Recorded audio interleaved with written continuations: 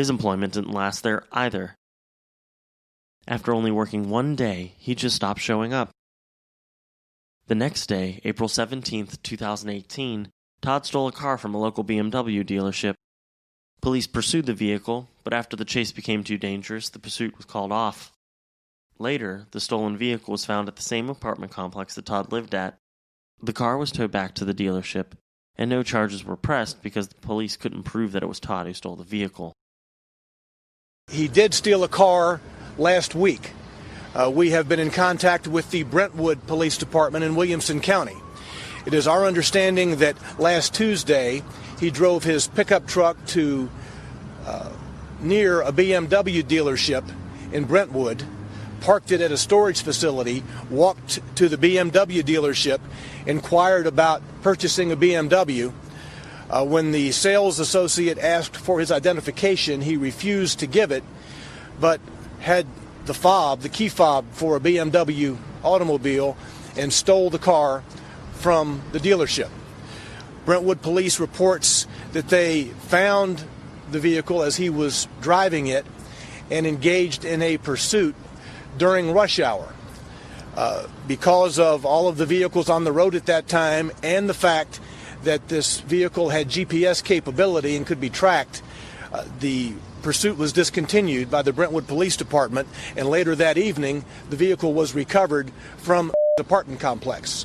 But I would hasten to add that they had no idea who the man was. After the shooting, while the police were investigating Todd's apartment, a key fob was found that went to a BMW. Presumably, this was the fob that went to the stolen vehicle the month prior.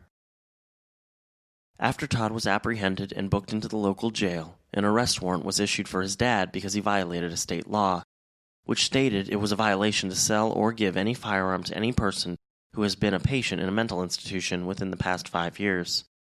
Clearly this applied to Todd, who had been in an institution when he was taken to the mental health hospital after believing Taylor Swift was hacking his Netflix account. Ultimately, Todd's father was charged with unlawful delivery of a firearm, which is a Class 4 felony. His bond was set at $5,000, which was posted.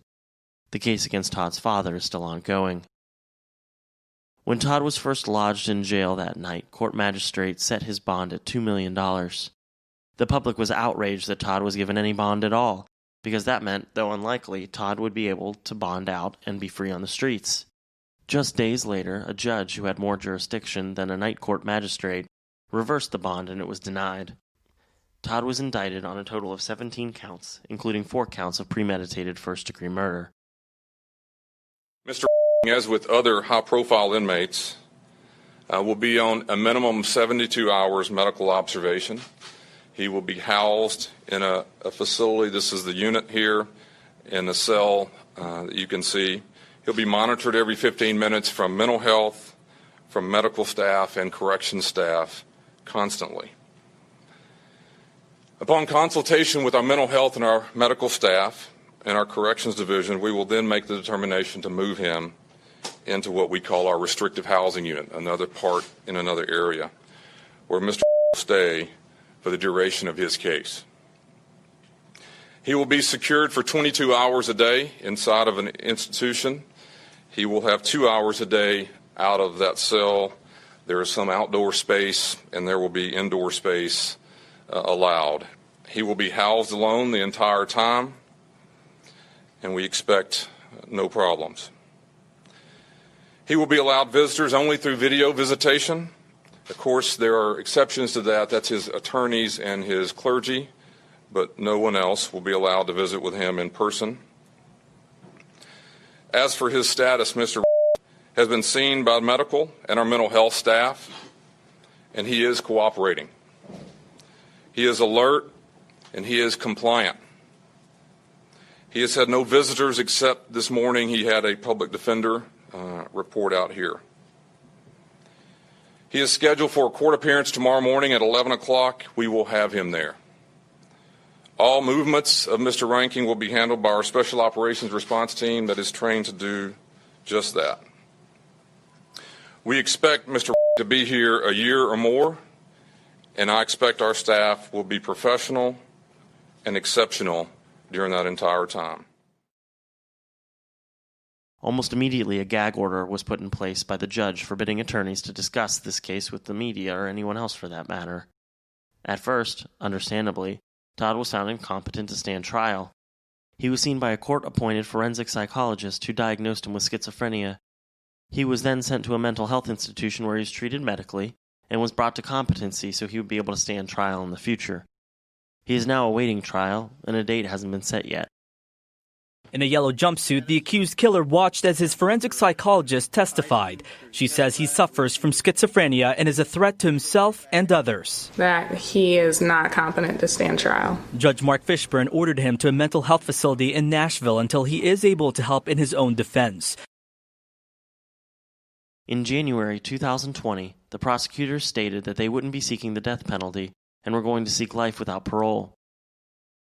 James Shaw almost immediately set up a GoFundMe account to raise money for the victims, and he raised over $200,000.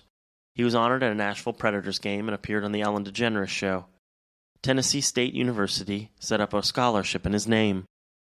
At the 2018 MTV TV and Movie Awards, the actor from Black Panther, Chadwick Boseman, won an award for Best Superhero.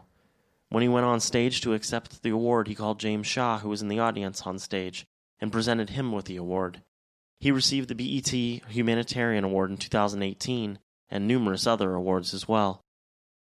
Keep listening to Active Shooter, the podcast, for an update on this case as a trial date is set.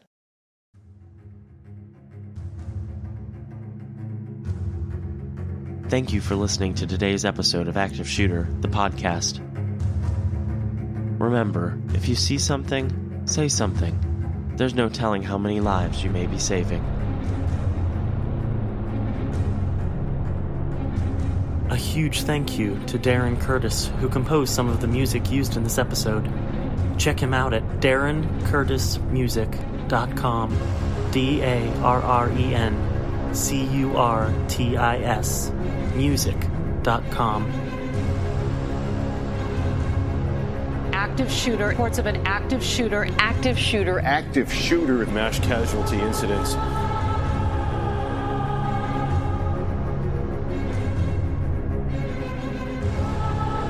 Make sure to check us out on social media. We have a discussion group on Facebook. Just search for Active Shooter, the podcast discussion group. You can also find us on Instagram at Active the Podcast and Twitter at Podcast Active. For just $1 a month, you can get access to ad-free episodes, early release episodes when available, and a shout-out on the show. Just go to patreon.com/Active the Podcast. Thank you, and be safe.